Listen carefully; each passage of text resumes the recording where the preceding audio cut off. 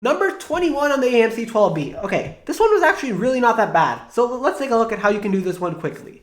Two non-congruent triangles have the same area. Each triangle has two side lengths of 8 and 9. So what does that look like here? We have 8 and 9. So 8 and 9. And the third side has integer lengths. So two different non-congruent triangles. So maybe like another 8 one here.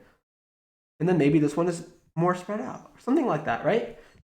But the key thing here is they have the same area, even though they're not congruent. And we're asked to find, okay, what is the sum of the length of this side and this side? The sum of the lengths of the third sides. Okay, so first thing to do here is, areas are the same. We know two of the side lengths. What formula should be ringing in your head right now to use? What should we be using right now, right away? 1/2 AB sine C, of course, right? So let's say, I don't know, let's say this angle is A, and let's say this angle is beta, right? We have the area of this first triangle is 1/2 AB sine alpha. And we have the area of this triangle is 1/2 AB sine beta. Okay, and we know the areas are equal. We know this is equal. So what does that mean? That means sine, because 1/2 A times 9 are the same. We have sine alpha equals sine beta. So what does this mean?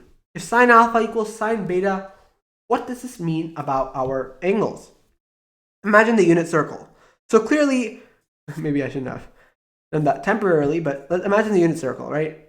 Clearly, these angles must be less than 180 because you can't have an angle more than 180 when the angles sum to 180. And we have our unit circle, let's say here. So sine is the y-coordinate, right? So imagine we have some angle like that, theta here. The sine is going to be the y-coordinate of this point here. So this is the sine of the angle. And then imagine we do the other side, right? So this is going to be this.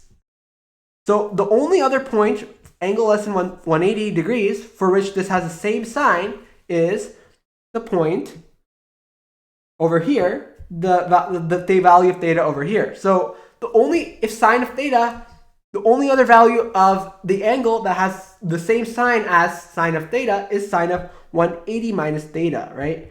There's no other value that can work, as you can see here, right?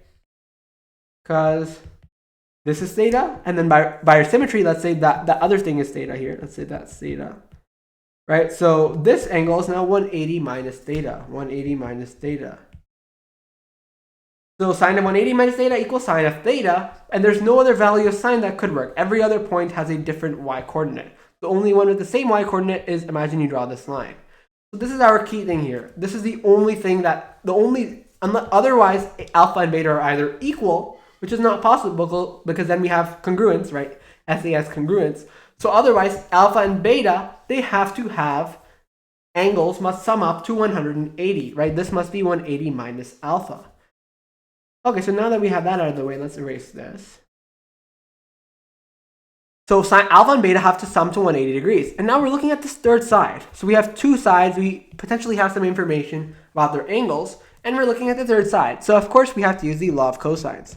So a squared plus b squared minus 2ab cosine alpha equals, let's just say this is x and this is y, right? Equals x squared. And then let's say 8 squared plus 9 squared minus 2 times 8 times 9 cosine beta is x squared. But here's the thing. We know alpha and beta sum to 180 degrees. And if alpha and beta sum to 180 degrees, then we know that cosine alpha is negative of cosine beta, right? Just like how the sines were equal, now the cosines, the x-coordinates are opposite, right? This is going to be the opposite sign of cosine of theta. So cosine alpha, and then because cosine beta, alpha and beta sum to 180 degrees, we know that cosine beta is just negative cosine alpha. So we can rewrite this as, let's just make this, let's say positive cosine alpha, right? Because cosine alpha is negative cosine beta, since alpha and beta sum to 180. And now here's the thing, let's just add these up. Okay, first of all, we have this 8 squared, 9 squared appearing. Let's just compute it, right? We don't want to deal with this number all the time. So 64, 81, that's 145. So 145, 145. Let's replace that now.